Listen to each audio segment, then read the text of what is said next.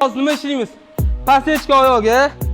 Ko'pchilik pasechkani oyog'ini mana bunday qo'yib, yonga qiladi. Yonga qilsa o'xshamaydi. Chunki oyog'i ham bor, ham ko'tarib oladi. Oson, bunda yiqilmaydi. Tepkanga o'xshab ham yiqiladi, yiqilmaydi bunda.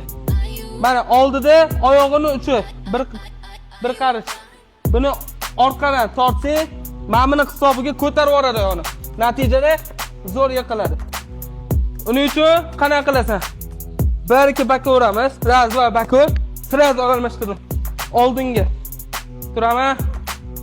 Raz. Mushti yiqiladi bu.